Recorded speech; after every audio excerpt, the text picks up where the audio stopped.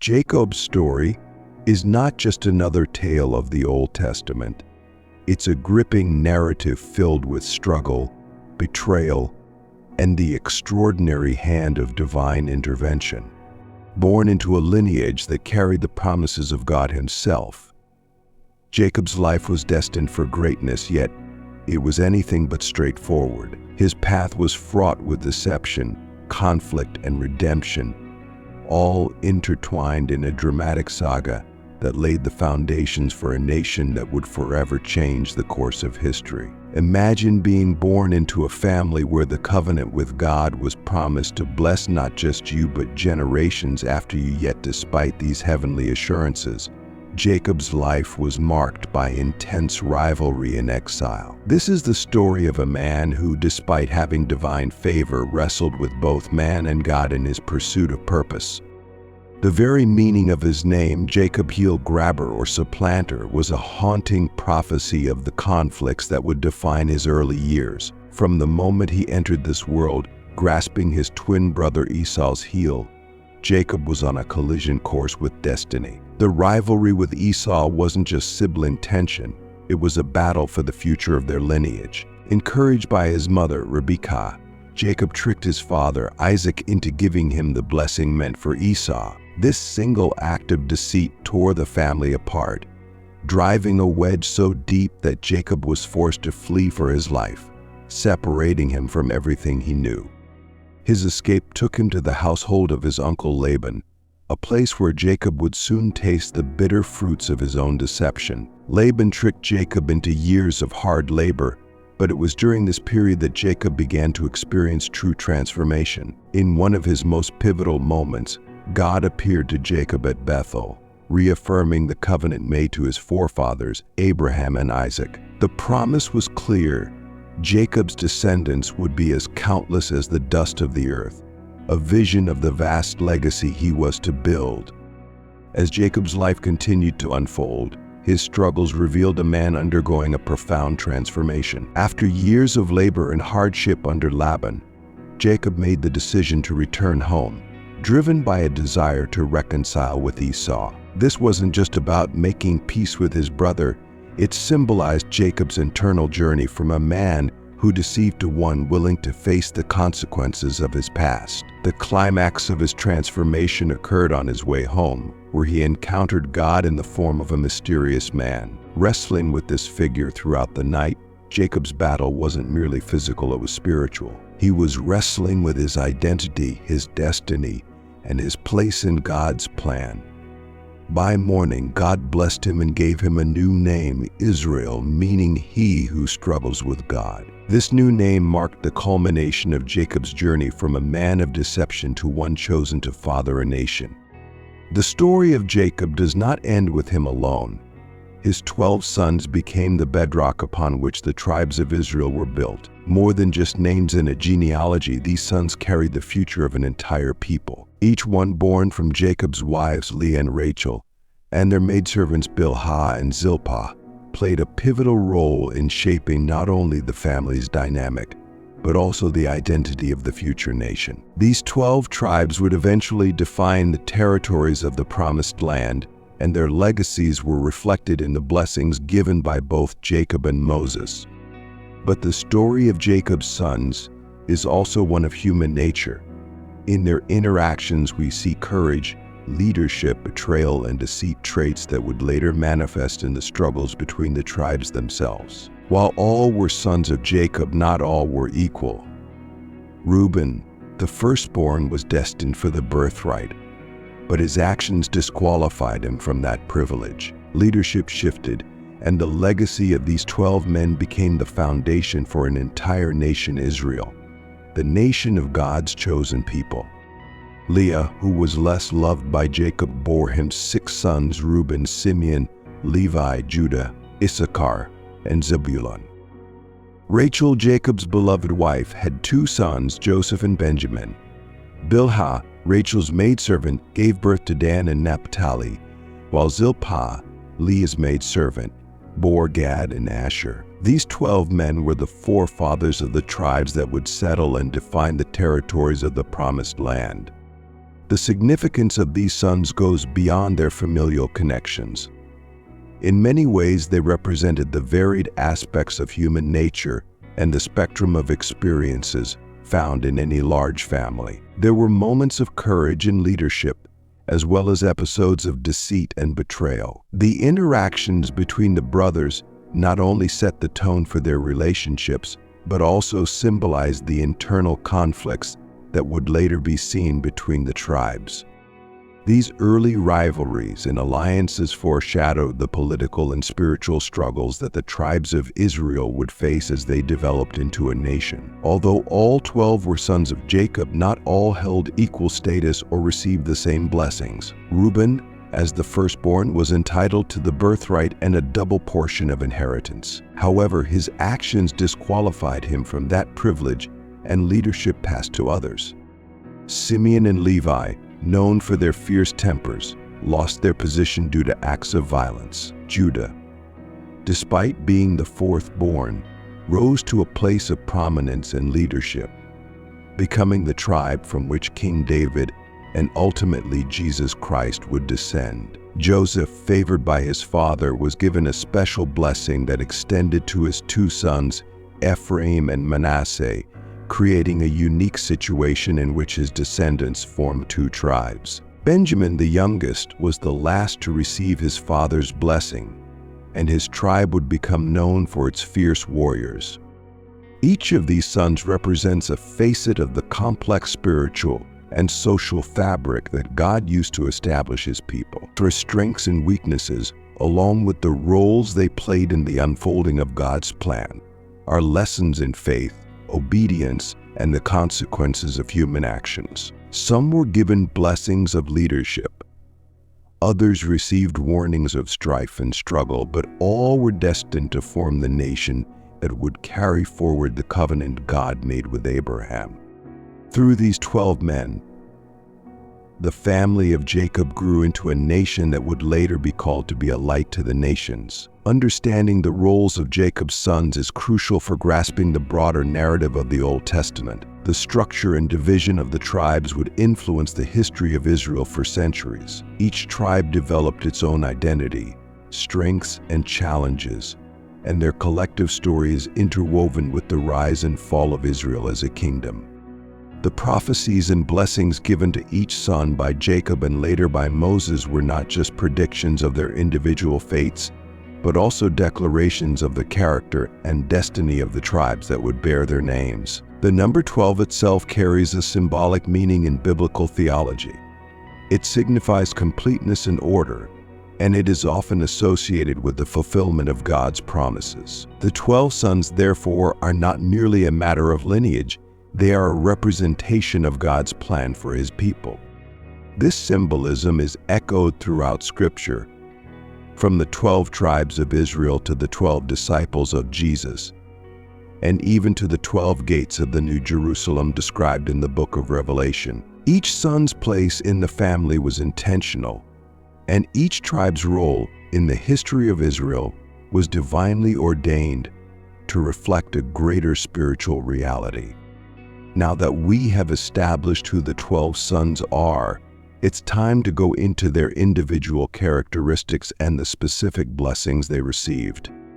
Reuben, the firstborn son of Jacob and his wife Leah, held a privileged position in the family. In the culture of the time, the firstborn status came with distinct rights and responsibilities, often referred to as the birthright. This included a double portion of the inheritance, leadership over his brothers, and the expectation that he would carry forward the family legacy. However, Reuben's story is one of lost potential, as a single grave mistake overshadowed his birthright and led to his eventual fall from favor. From the very beginning, Reuben seemed destined for greatness.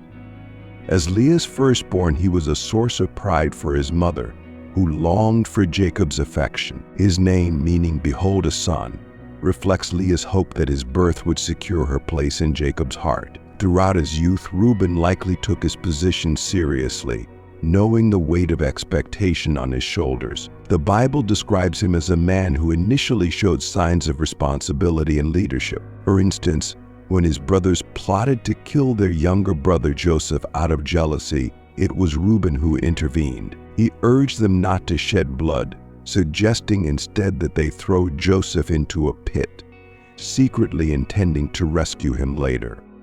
This act, though imperfect, was a reflection of Reuben's desire to protect his family and prevent unnecessary violence. Yet despite these glimpses of nobility, Reuben's story took a dark turn due to an incident that would forever alter his standing in the family. In a moment of recklessness and disrespect, Reuben made the fateful decision to sleep with Bilhah, his father's concubine, and the mother of two of his brothers, Dan and Naphtali.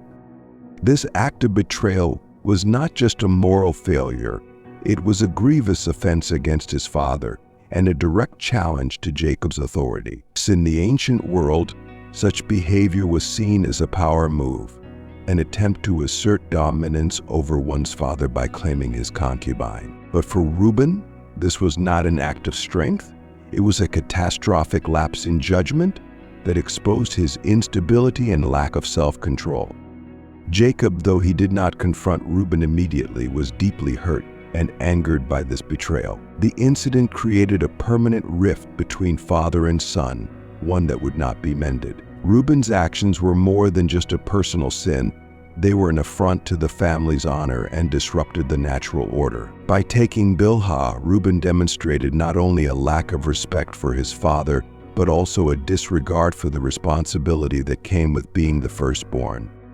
The Bible does not provide much detail about Reuben's thoughts or motivations during this period, but his silence in the narrative that follows suggests a deep sense of guilt and regret. Unlike some of his brothers, Reuben never attempts to defend his actions or justify his behavior. He seems to disappear into the background, overshadowed by the more vocal and active brothers like Judah and Joseph. His fall from grace was not marked by a dramatic confrontation, but rather by a slow, quiet fading of his influence and status. Years later, when Jacob gathered his sons to bless them before his death, he finally addressed Reuben's transgression. In Genesis 49, Jacob's words to Reuben are harsh and heartbreaking. "Reuben, you are my firstborn, my might, and the beginning of my strength, the excellency of dignity, and the excellency of power. Unstable as water, you shall not excel because you went up to your father's bed. Then you defiled it. He went up to my couch." These words capture the tragedy of Reuben's story. Despite being Jacob's firstborn and a man of great potential, his instability and lack of restraint rendered him unfit for leadership. The phrase "unstable as water" is particularly striking. Water, though essential for life, is also unpredictable and without form. It can be a force of destruction when uncontrolled. Similarly, Reuben's character, though showing promise, lacked the steadiness and strength needed to lead. He had the passion and energy of water, but none of the discipline to channel it productively. His failure was not just in a single act of sin, but in his overall inability to live up to the expectations placed upon him. Reuben's relationship with his father never fully recovered. Although he remained part of the family and continued to live among his brothers, his status was irrevocably diminished. Jacob's final words to him were not a curse, but they were a clear declaration that the rights of the firstborn would no longer belong to him. The leadership and blessing passed on to his brothers, particularly Judah and Joseph. For Reuben, this meant a life marked by what might have been a story of lost opportunities and unfulfilled potential. Reuben's story, though tragic, serves as a powerful reminder of the importance of character and integrity. He began with every advantage: firstborn status, a father's love, and a position of leadership. Yet in a moment of weakness, he sacrificed all of it. His downfall was not due to a lack of strength or ability, but rather due to a lack of self-discipline and wisdom. Reuben's life stands as a warning that even the greatest potential can be undone by a single act of recklessness. Simeon, the second son of Jacob and Leah, was born after his older brother Reuben. His name, Simeon, is derived from the Hebrew word meaning herd, reflecting Leah's belief that God had heard her cries for love and recognition from Jacob. Like his brother Reuben, Simeon's story starts with promise but becomes marked by impulsive actions and a fierce temper. He was a man driven by strong emotions, and these emotions would lead him into actions that had serious consequences, not just for himself, but for his family and future generations.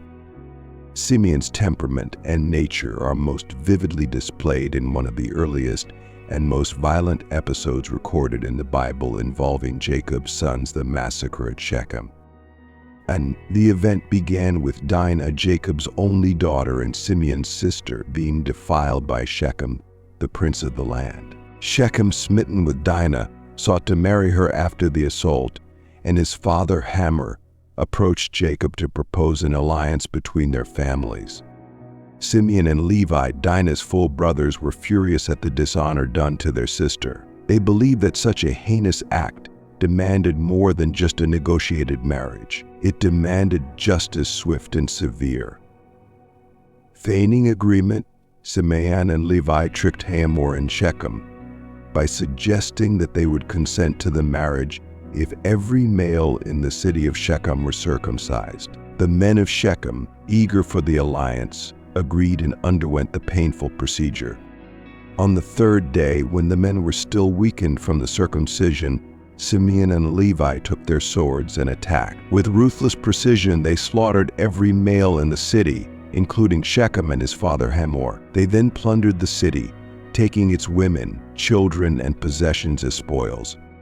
This act of vengeance shocked not only the people of the region but also their own father Jacob. When Jacob learned what his sons had done, he rebuked them sharply, saying, "You have brought trouble on me by making me a stench to the inhabitants of the land. My numbers are few, and if they gather themselves against me and attack me, I and my household will be destroyed." But Simeon and Levi were unapologetic.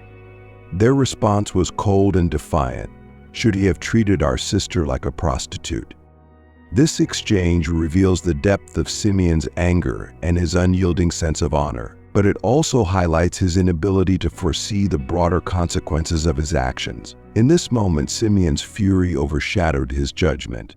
His sense of justice, though understandable, was disproportionate, turning into a brutal massacre that tainted his reputation and cast a shadow over his future. Jacob's fear was not misplaced. Such a violent act could have easily incited neighboring tribes to retaliate. It was only by God's intervention that the surrounding peoples were struck with fear, and Jacob's family escaped retribution. But while Simeon and Levi escaped immediate consequences, their father never forgot what they had done. Unlike Reuben's fall from grace, which stemmed from a personal moral failure, Simeon's downfall was rooted in unchecked rage and a desire for revenge.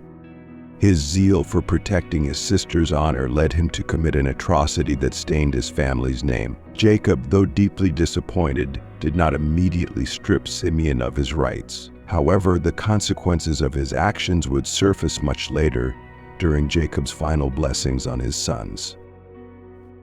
Levi, the third son of Jacob and Leah, was a man defined by intensity and passion. Along with his older brother Simeon, Levi played a significant role in one of the darkest chapters of Jacob's family history, the massacre at Shechem. His story is one marked by violence but also by a surprising transformation that led his descendants to take on a unique and sacred role in Israel's history. Unlike his brother Simeon, whose anger led only to disgrace, Levi's fervor, though initially destructive, would later be redirected and redeemed for a higher purpose. Levi's early life is closely intertwined with that of Simeon, and together the two brothers were known for their fierce tempers and unflinching loyalty to family. This loyalty, however, manifested itself in brutal ways.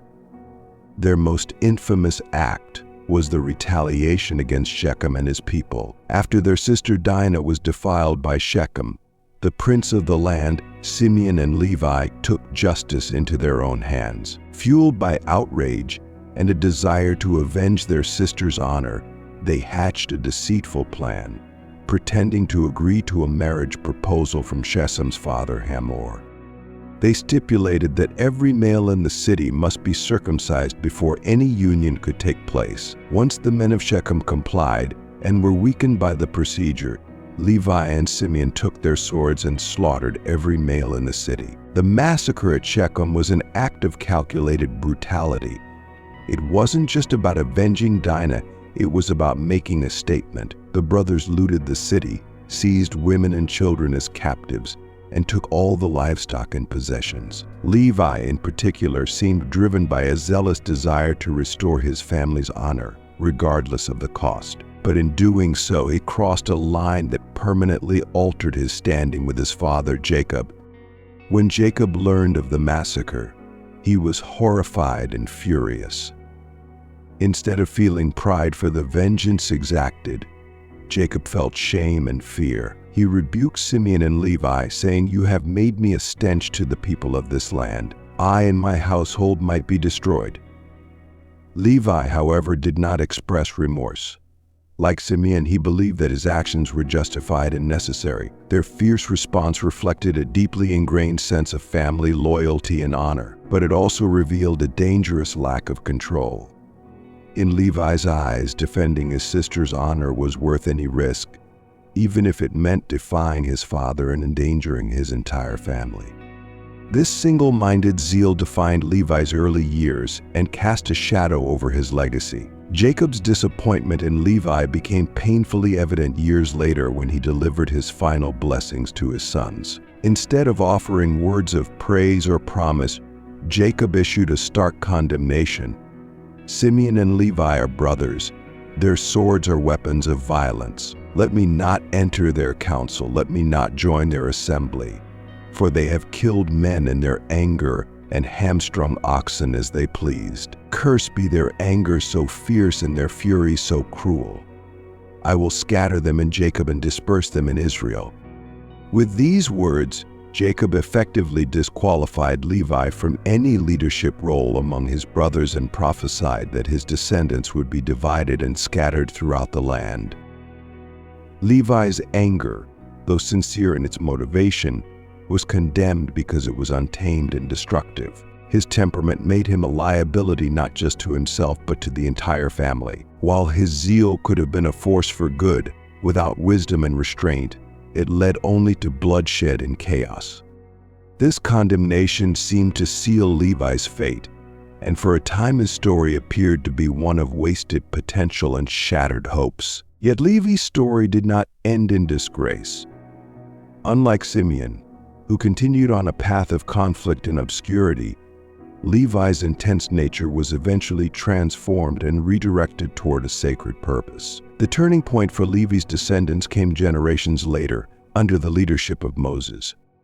During the Israelites' wilderness journey, the tribe of Levi made a decisive choice that changed their destiny. When the people of Israel sinned by worshiping the golden calf at Mount Sinai, it was the tribe of Levi who rallied to Moses' side, standing against the idolatry and executing God's judgment on those who had rebelled. This act of zeal for God's holiness mirrored the fierce passion Levi had shown earlier, but this time it was channeled in a way that aligned with divine purposes. Because of their loyalty to God and their willingness to stand for righteousness, the Levites were set apart for a special role in Israel's worship.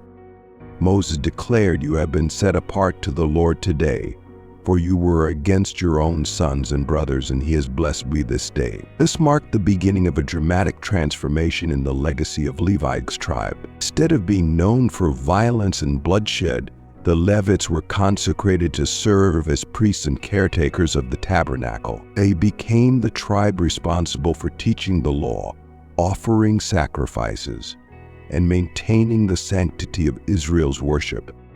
Thus, Levi's story, though initially one of shame and condemnation, became a story of redemption. His descendants, despite the curse spoken by Jacob, rose to become the spiritual leaders of the nation. While the tribe of Levi was indeed scattered and had no inheritance of land like the other tribes, they were given something far more significant: the privilege of of serving directly in God's presence. The scattering that Jacob prophesied was fulfilled not as a punishment, but as a means of placing Levites among all the tribes of Israel to teach and uphold the law.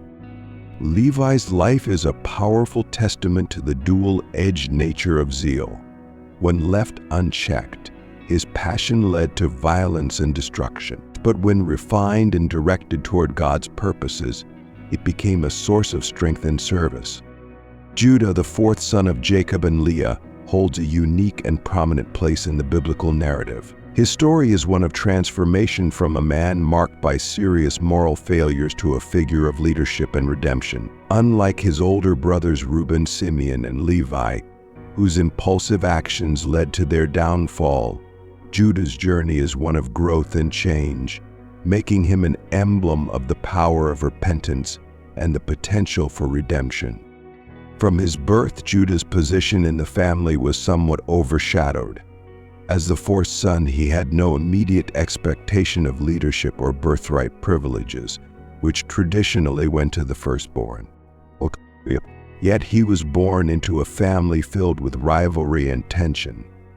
Leah named him Judah, meaning praise, as an expression of gratitude to God after years of struggling to earn her husband Jacob's affection.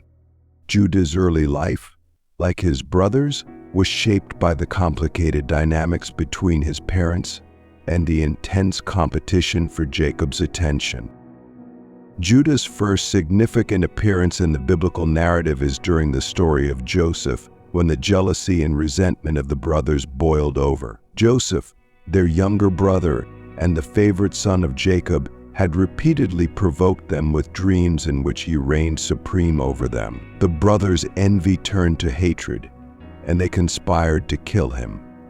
However, it was Judah who stepped forward and proposed an alternative. Rather than shedding Joseph's blood and having to live with the guilt, they should sell him to passing Ishmaelite traders. He reasoned, "What will we gain if we kill our brother and cover up his blood? Come, let's sell him. After all, he is our brother, our own flesh and blood."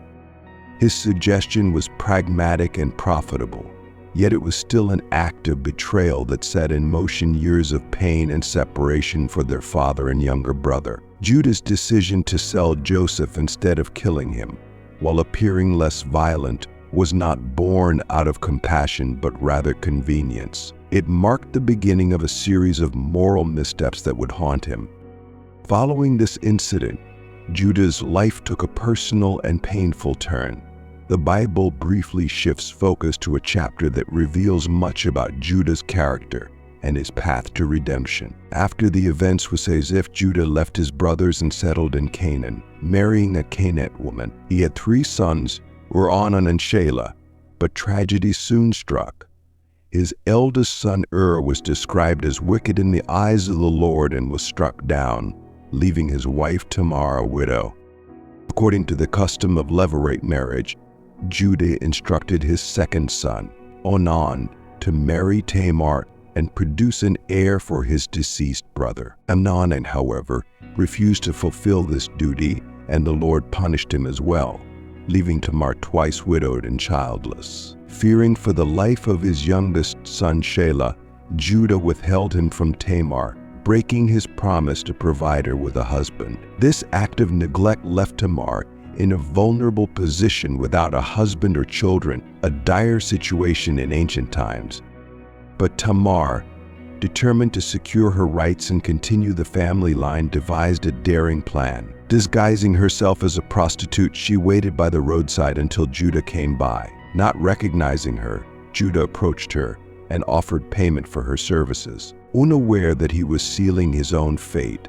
When Tamar later revealed that she was pregnant, Judah, not knowing the child was his, condemned her to death for immorality. But in a dramatic confrontation, Tamar presented Judah's seal, cord, and staff items he had given as a pledge during their encounter. Suddenly faced with his own hypocrisy, Judah was forced to confront the reality of his actions. In a moment of remarkable honesty, he declared, She is more righteous than I, since I wouldn't give her to my son Shelah." This confession marked a turning point for Judah began to emerge as a different man, one who understood the weight of his choices and the necessity of integrity.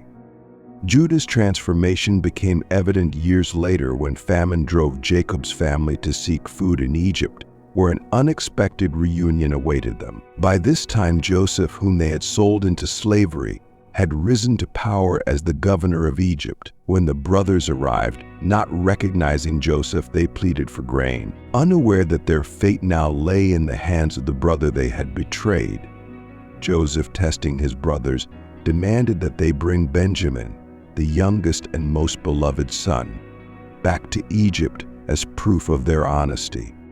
This demand put Judah in a difficult position. Years earlier, he had willingly sold Joseph into slavery. Now he was faced with the prospect of losing another brother, one whom his father dearly loved. Judah, however, stepped forward and made a surprising offer. He promised his father that he would personally guarantee Benjamin's safety, saying, "I myself will be surety for him. That you can hold me responsible forever if I do not bring him back." This was not the same Judah who had callously sold his brother years earlier. He was now a man willing to sacrifice himself to protect his family. When Joseph, still concealing his identity, orchestrated a scheme to make it appear as though Benjamin had stolen a valuable cup, it was Judah who stepped forward to plead for his brother's life. In one of the most moving speeches in the Bible, Judah offered himself as a slave in place of Benjamin, saying, "Please let your servant remain here as my Lord's slave in place of the boy, and let the boy return with his brothers." His words were filled with concern for his father's suffering and remorse for his past actions. It was a moment of complete self-sacrifice and demonstrated the depth of his transformation. This act of intercession was what finally broke Joseph's resolve.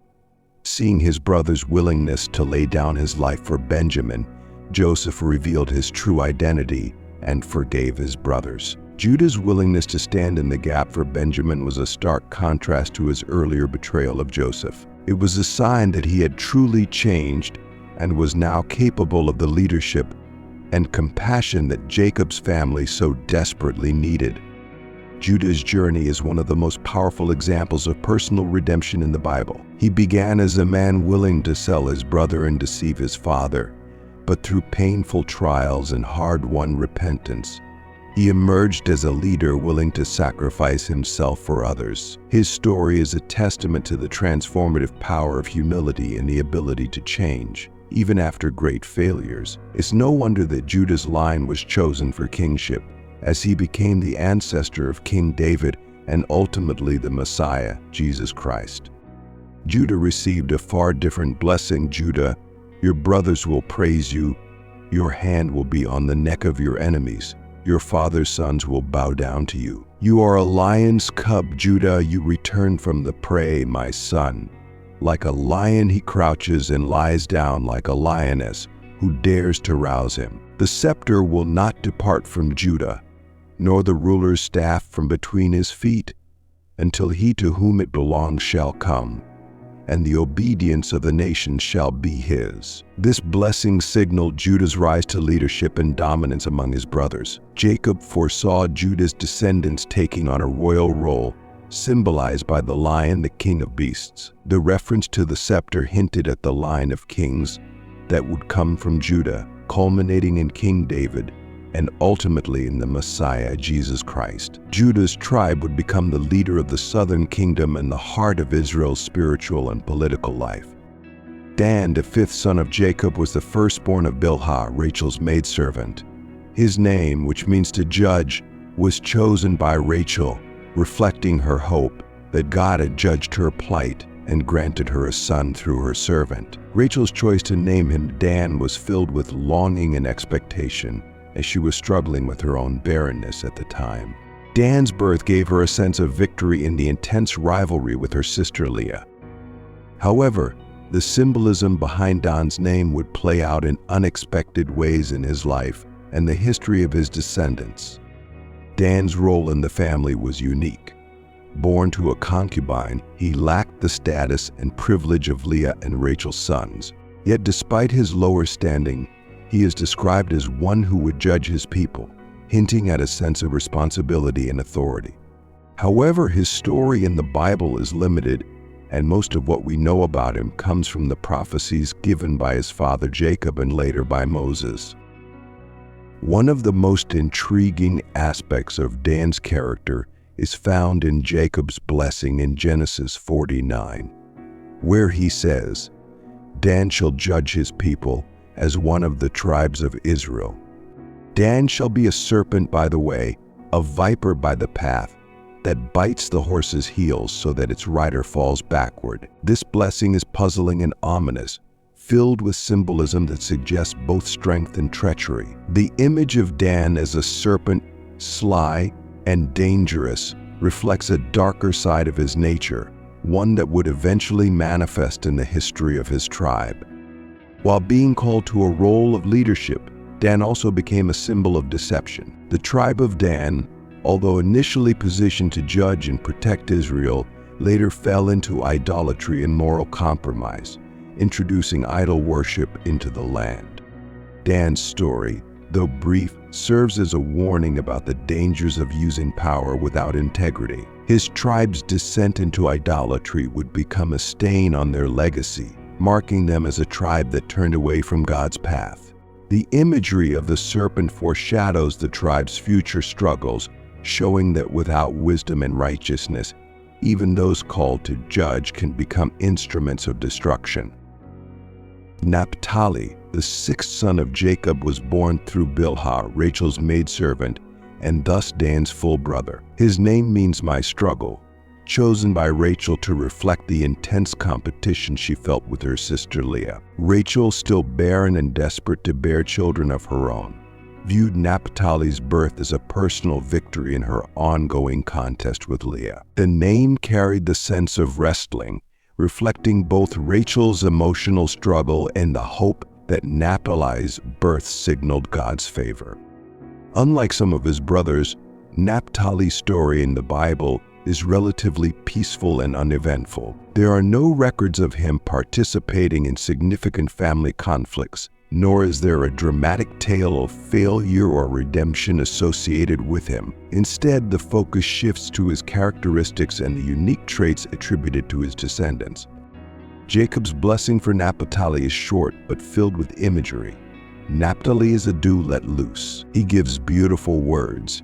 This image of a free, graceful doe suggests swiftness, agility, and freedom, qualities that were highly valued in the ancient world. The blessing also mentions beautiful words, hinting at eloquence and possibly a gift for communication. While many of the other sons are portrayed as warriors, leaders, or laborers, Naphtali's blessing is one of creativity and expression. The combination of grace and speech points to a more gentle nature, one focused on sharing joy and wisdom rather than conquering or judging. Naphtali's story represents a balance within Jacob's family. He is not remembered for his strength or his deeds in battle, but rather for his ability to move freely and express himself. His tribe, known for their speed and bravery, would eventually settle in the fertile land near the Sea of Galilee, an area noted for its beauty and abundance. While some of the other tribes struggled with internal conflict and outside threats, the tribe of Naphtali enjoyed a certain degree of freedom and stability, reflecting the peaceful nature suggested by Jacob's blessing. Gad, the seventh son of Jacob, was the firstborn of Zilpah, Leah's maidservant.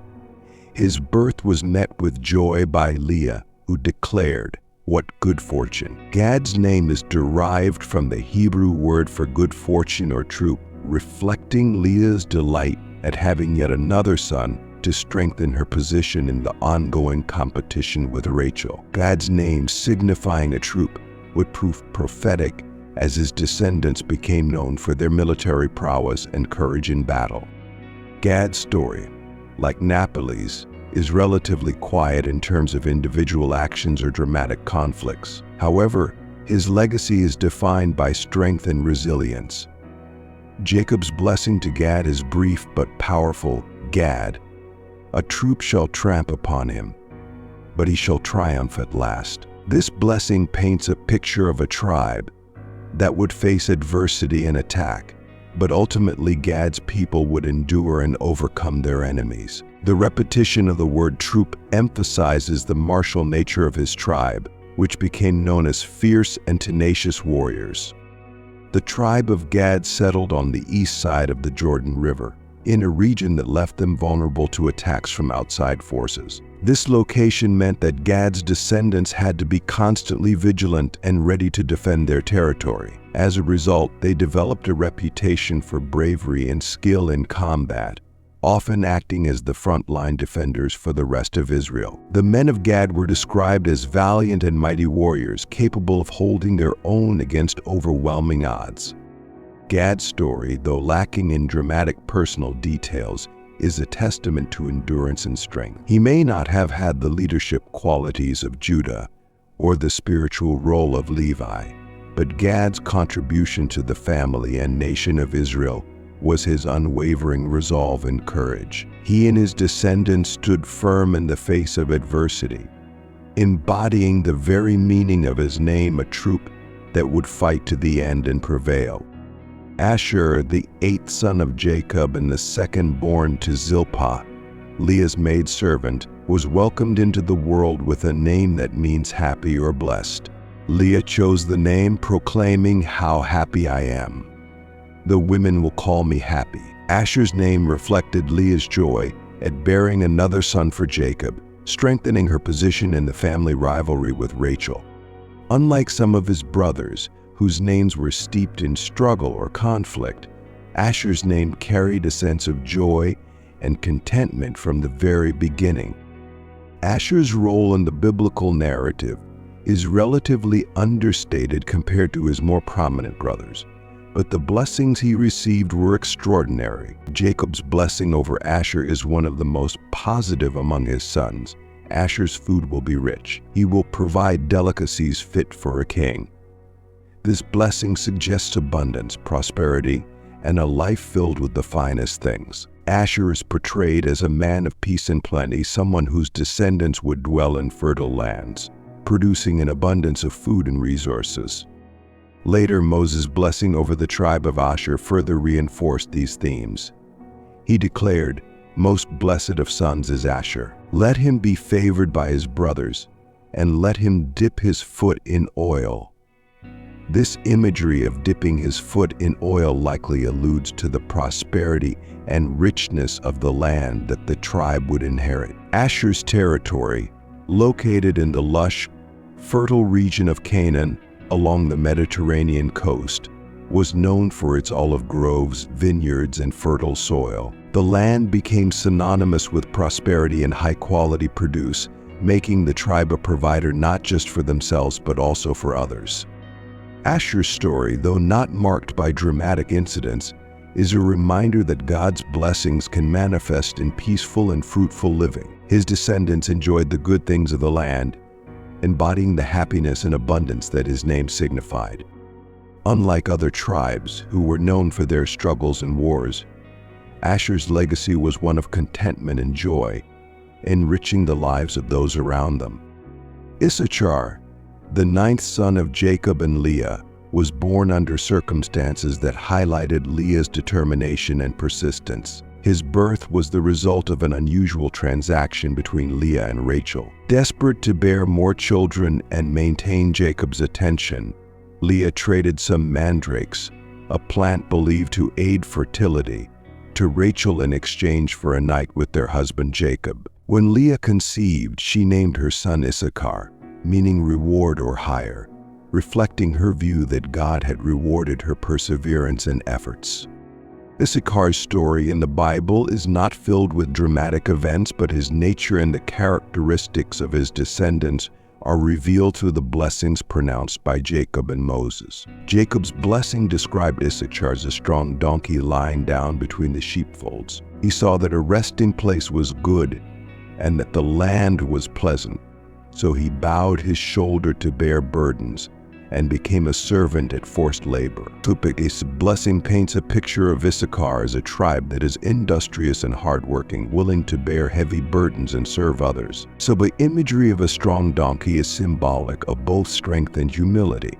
It suggests that Issachar's descendants would value stability and the rewards of diligent labor over ambition and conquest. They were content to work the land and serve the needs of the people, making practical decisions that would benefit the tribe in the long run. Unlike the warlike tribes, Issachar preferred to focus on domestic prosperity and peaceful coexistence.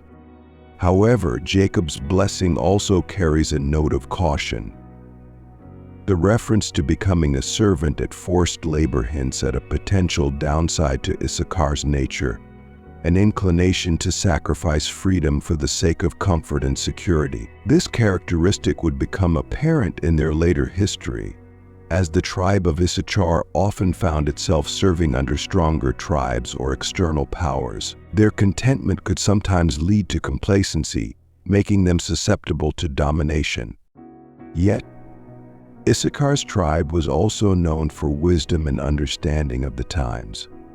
Moses' blessing over Issachar emphasized their scholarly nature, stating, "They shall summon peoples to the mountain. There they offer sacrifices of righteousness." Issachar's descendants were seen as people of insight and discernment, known for producing wise leaders and scholars who contributed to the spiritual and intellectual growth of Israel. They were often consulted for guidance and judgment, embodying a blend of physical strength and mental acuity. Issachar's story, therefore, is one of balanced strength coupled with humility, service paired with wisdom. His tribe was a stabilizing force in Israel, a group that valued hard work, knowledge, and the pursuit of righteousness. Zebulun, the 10th son of Jacob and Leah, was born after Issachar, and his name, which means dwelling or honor, was chosen by Leah as a statement of hope that Jacob would now honor her for bearing him 6 sons. While Zebulun's personal story is not heavily detailed in the Bible, his destiny and the role of his tribe are hinted at through the blessings he received from both Jacob and Moses. Jacob's blessing describes Zebulun's future in terms of trade and maritime pursuits. Zebulun shall dwell at the shore of the sea. He shall become a haven for ships, and his border shall be at Sidon. This blessing indicates that Zebulun's descendants would be associated with the sea, engaging in trade and commerce. The tribe would become known for its mercantile activities, capitalizing on its strategic location near the coast. This seafaring connection set Zebulun apart from many of the other tribes whose focus was primarily on agriculture and livestock. Zebulun's proximity to the sea and the trade routes gave them opportunities for wealth and influence. His descendants were not just farmers but also skilled traders who dealt with various peoples. They played a crucial role in connecting Israel to the outside world, bringing in goods and resources that were otherwise difficult to obtain. The reference to Sidon, a prominent Phoenician city, suggests that Zebulun's territory extended into areas that facilitated interactions with other nations, making them a key player in the economic life of Israel. Moses' blessing for Zebulun reinforced this theme, stating, "Rejoice, Zebulun, in your going out, and Issachar, in your tents." This blessing celebrated Zebulun's adventurous spirit and commercial success, highlighting the complementary relationship between Zebulun and Issachar. While Issachar preferred to remain settled and focused on agricultural pursuits, Zebulun thrived in the excitement of trade and exploration.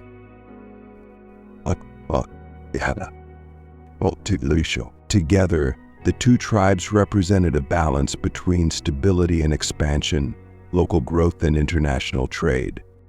Zebulun's legacy, though quieter compared to some of his brothers, is one of enterprise and opportunity. His descendants embraced the challenges of the sea and the risks of commerce, bringing prosperity and honor to their tribe. Through their ventures, Zebulun's people contributed to Israel's economic stability and served as a bridge between the landlocked tribes and the wider world. Their role as merchants and traders made them invaluable, not only for the goods they provided, but also for the connections they established. Joseph, the 11th son of Jacob and the firstborn of Rachel, was born into a family dynamic that was already fraught with rivalry, jealousy, and favoritism. Unlike his brothers, who were the sons of Leah, Zilpah, and Bilhah, Joseph's birth represented a moment of immense joy for Jacob, as Rachel, the wife he loved most, had been barren for many years. Because of his mother's long struggle to have children, Joseph was cherished and deeply loved by Jacob. This favoritism became immediately evident and was a source of constant tension among the brothers.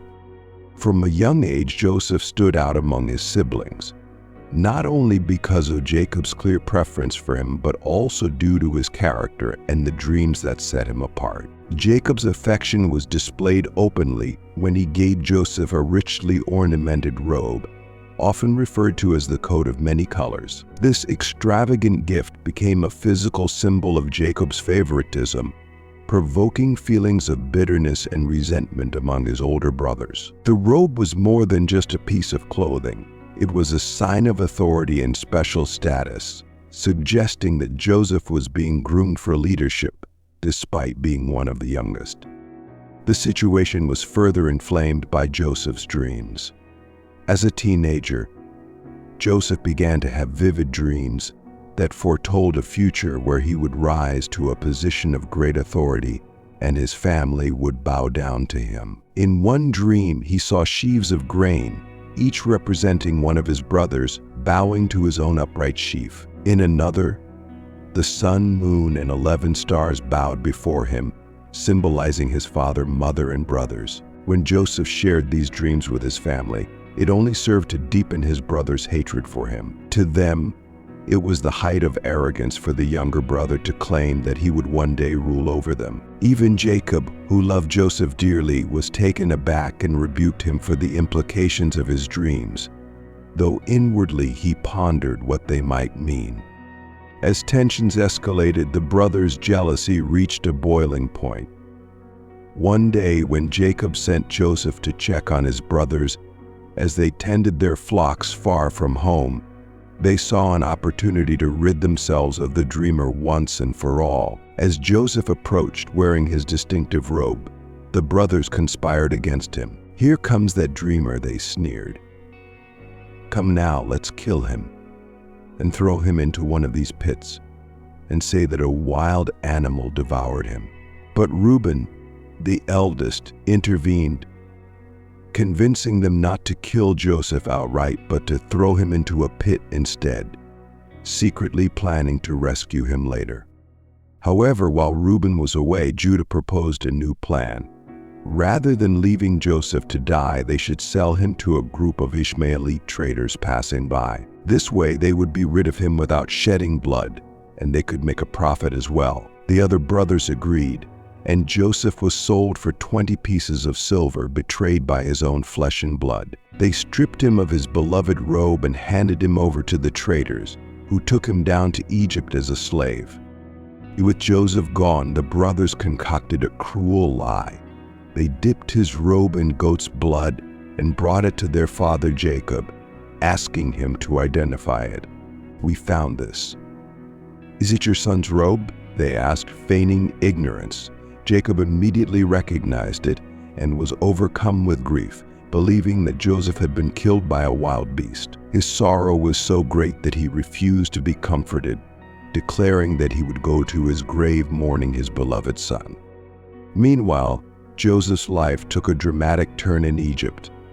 Sold to Potiphar, an officer of Pharaoh, Joseph quickly proved himself to be a man of integrity, skill, and wisdom. Even as a slave, his ability set him apart, and Potiphar entrusted him with the management of his entire household. But just as Joseph began to find a place for himself, disaster struck again. Potiphar's wife, captivated by Joseph's good looks and character, attempted to seduce him. When Joseph refused her advances, out of loyalty to both God and his master, she falsely accused him of assaulting her. Joseph was thrown into prison, seemingly abandoned and forgotten. Yet even in prison, Joseph's steadfastness and faith did not waver. He found favor with the prison warden, who put him in charge of the other prisoners. It was during this time that Joseph's gift for interpreting dreams came to light. He correctly interpreted the dreams of two of Pharaoh's officials, the cupbearer and the baker, who had been imprisoned. For the cupbearer, Joseph predicted restoration to his position, while for the baker, he foretold execution. Both prophecies came to pass exactly as Joseph had said. Joseph asked the cupbearer to remember him when he was restored, hoping for deliverance from his unjust imprisonment. However, the cupbearer forgot about Joseph, leaving him in prison for 2 more long years. But God had not forgotten Joseph. When Pharaoh himself began to have troubling dreams that none of his wise men could interpret, the cupbearer finally remembered Joseph. He told Pharaoh about the young Hebrew man in prison who had correctly interpreted his own dream. Pharaoh summoned Joseph, and in a single day his life changed forever.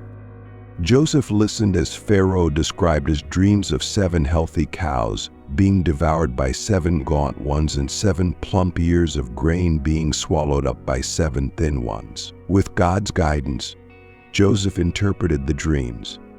7 years of abundance would be followed by 7 years of severe famine throughout the land. Impressed by Joseph's wisdom and insight, Pharaoh appointed him second in command over all of Egypt. Joseph, once a slave and prisoner, was now given authority to oversee the collection and storage of grain during the years of plenty and to manage the distribution during the years of famine. He was given a new name, Zephanath-Paneah, and married Asenath, the daughter of a prominent Egyptian priest.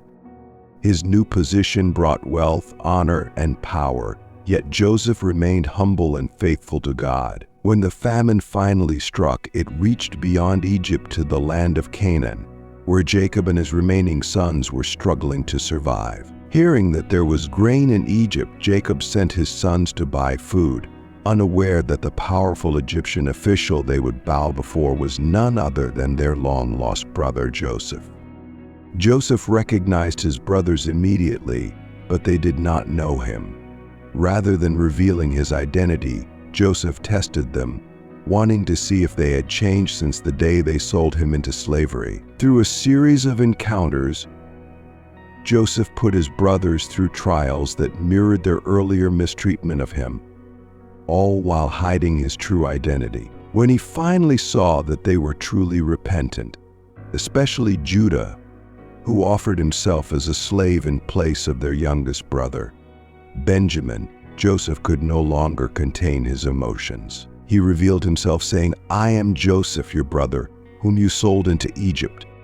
Overcome with shock and fear, the brothers were silent, expecting harsh retribution. But Joseph, in a remarkable act of forgiveness, reassured them, "Do not be distressed or angry with yourselves because you sold me here, for God sent me before you to preserve life." Instead of seeking vengeance, Joseph saw the greater purpose behind his suffering. God had used his betrayal and trials to position him to save his family and countless others during the famine. Joseph's story is one of the most powerful illustrations of God's providence, the triumph of character over adversity, and the beauty of forgiveness. He rose from the depths of betrayal and imprisonment to the heights of power and influence, remaining faithful to God through every retrial. His ability to forgive his brothers, despite the pain they caused him, stands as a testament to the power of grace and the belief that God can turn even the worst situations into something good. Joseph's blessing, however, stood out among all his brothers. Joseph is a fruitful vine near a spring, whose branches climb over a wall, because of the hand of the mighty one of Jacob, because of the shepherd, the rock of Israel. The blessings of your father are greater than the blessings of the ancient mountains, than the bounty of the age-old hills. Let all these rest on the head of Joseph, on the brow of the prince among his brothers. Joseph's life of suffering and triumph was honored with a blessing of unparalleled favor. His descendants, through Ephraim and Manasseh, would become 2 powerful tribes, receiving a double portion of inheritance. Benjamin, the 12th and youngest son of Jacob, was born under circumstances that were both joyful and heartbreaking. As the second son of Rachel, Jacob's most beloved wife, Benjamin's birth was meant to be a fulfillment of Rachel's deepest longing. Rachel had previously borne Joseph, and Benjamin's birth should have been a moment of triumph for her. But Rachel's joy quickly turned to tragedy as she experienced a difficult and ultimately fatal labor. With her last breath, she named her newborn son Ben-Oni, meaning son of my sorrow. However, Jacob, overwhelmed by grief but determined to honor Rachel's memory in a positive way, renamed him Benjamin, which means son of my right hand. This name change signified both Jacob's sorrow and his hope that Benjamin would hold a place of strength and favor in his heart.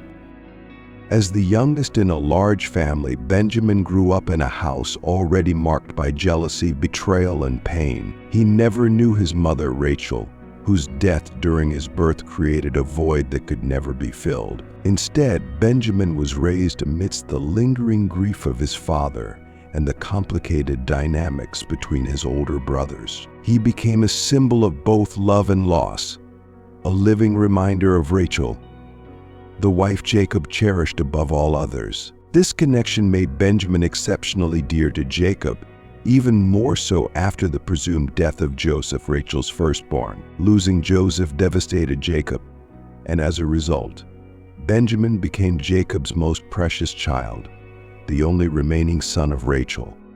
Jacob's protective love for Benjamin was intense, and he kept the boy close to him, refusing to let him travel far or take any unnecessary risks. This special status caused no resentment from Benjamin's brothers, for by the time he was born, the family dynamics had shifted dramatically. After Joseph's departure and Jacob's inconsolable grief, the brothers saw the toll that favoritism had taken and did not direct their jealousy toward Benjamin. In fact, Benjamin's youth and innocence garnered the brothers' sympathy and affection. He was not a participant in their earlier treachery against Joseph, and because of this, he became a unifying figure within the fractured family. In a way, Benjamin represented the hope of healing and restoration, a chance for the brothers to protect rather than betray their own blood. When the severe famine struck years later and Jacob's family faced starvation, Benjamin's place in the family became the focal point of an emotional and dramatic confrontation. The brothers were sent to Egypt to buy grain, unaware that the powerful Egyptian governor they would encounter was none other than their long-lost brother Joseph. When Joseph recognized them but did not reveal his identity, he accused them of being spies and demanded they bring their youngest brother to prove their honesty. This demand struck fear into the brothers' hearts, for they knew that returning without Benjamin was not an option. Jacob would never allow his youngest son to make the perilous journey. Upon their return to Canaan, the brothers relayed Joseph's demand to their father. The very mention of sending Benjamin to Egypt filled Jacob with dread. He cried out in anguish, "You have deprived me of my children. Joseph is no more, and Simeon is no more, and now you want to take Benjamin. Everything is against me." To Jacob, Benjamin was more than just his youngest son. He was the embodiment of all that remained of Rachel's memory and love. The thought of losing Benjamin was unbearable, and he flatly refused the request. It was only when the famine worsened and starvation loomed that Jacob reluctantly agreed to send Benjamin, swayed by Judah's solemn promise to bear responsibility for the boy's safety. When the brothers arrived in Egypt, Benjamin's presence changed everything. Joseph, still concealing his identity, was overwhelmed at the sight of his only full brother, the son of his beloved mother. Benjamin, who had been a mere child when Joseph was sold into slavery, stood before him as a young man, innocent and unaware of the tumultuous history that had scarred the family. Joseph's emotions were stirred deeply, and he ordered a feast to be prepared for his brothers. In an act that surprised and bewildered them, Joseph seated them according to their birth order and gave Benjamin 5 times as much food as the others. This special treatment of Benjamin was not intended to provoke envy, but to test his brothers' reactions and see if they would once again fall prey to jealousy as they had with Joseph years before. But the greatest test was yet to come. After filling their sacks with grain, Joseph secretly placed his own silver cup in Benjamin's bag. As the brothers departed for home, Joseph sent his steward after them, accusing them of stealing the cup. The brothers, confident of their innocence, offered to become Joseph's slaves if the cup was found among them. But when the cup was discovered in Benjamin's sack, their horror was complete. Tearing their clothes in grief, they returned to Joseph's palace, pleading for mercy. It was at this moment that Judah, who had sworn to protect Benjamin, stepped forward and offered himself as a substitute. "Now, therefore, please let your servant remain instead of the boy as a slave to my lord, and let the boy go back with his brothers," he pleaded. His self-sacrificial offer revealed the depth of Judah's transformation and his commitment to protecting Benjamin at any cost. Joseph, seeing his brother's genuine remorse and love for Benjamin, could no longer contain his emotions. He sent everyone out of the room and, weeping loudly, revealed his true identity. "I am Joseph. Is my father still alive?" Stunned and terrified, the brothers were speechless, but Joseph reassured them, embracing Benjamin and weeping on his neck. After so many years of pain and separation, the sight of these two brothers reunited was a moment of healing for the family. Benjamin's presence rebuilt the bridge between Joseph and his brothers, allowing the family to reconcile and come together once more. Though he plays a relatively passive role, Benjamin's story is essential to the narrative of Jacob's family. His presence brought out the best in his brothers, revealing their growth and capacity for repentance. Unlike Joseph, who was separated from his family and forged his path in a foreign land, Benjamin remained a constant source of love and hope for Jacob. His innocence and vulnerability were a reminder of what the brothers had lost through their jealousy and hatred, and what they could regain through forgiveness and unity. In the end, Benjamin was not only the beloved youngest son, but also the catalyst for the restoration of his family. His life, spared by the brothers' commitment and Joseph's grace, became a symbol of the possibility of a new beginning. Though Benjamin's story may lack the dramatic ups and downs of his older brothers, his role as the precious protected son was instrumental in the reconciliation and preservation of Jacob's family. The blessing of Benjamin. Benjamin is a ravenous wolf. In the morning he devours the prey, in the evening he divides the plunder. This blessing hinted at a tribe known for fierce warriors capable of both aggression and conquest. Benjamin's descendants would be formidable in battle, but this ferocity would also lead to internal conflicts that would nearly destroy the tribe. Through blessings and trials, betrayal and redemption, God used each son's strengths and weaknesses to build the foundation of a nation that would bear his name and carry his promise. Each son, flawed yet significant, contributed to the tapestry of a people chosen to bring light to the world. Their stories remind us that no path is too crooked, no heart too hardened, and no mistake too great for God to transform into something beautiful and purposeful. So as we reflect on the lives of these men and their place in the grand story of the Bible, let their legacies challenge and inspire us. Are we using our strengths and gifts for a higher purpose? Are we allowing our past failures to define us, or are we choosing redemption and growth? Whether we see ourselves in the turbulent passion of Reuben, the fierce zeal of Levi, or the enduring faith of Joseph, the message is clear. God can take the broken pieces of our lives and weave them into his greater story. If this journey through Jacob's sons has inspired you, don't stop here. Like, share, and subscribe to our channel to continue exploring timeless biblical truths. Your support helps us build a community dedicated to studying and living out God's Word. Join us as we dive deeper into wisdom that can shape our lives today. Click subscribe and grow with us in faith and understanding.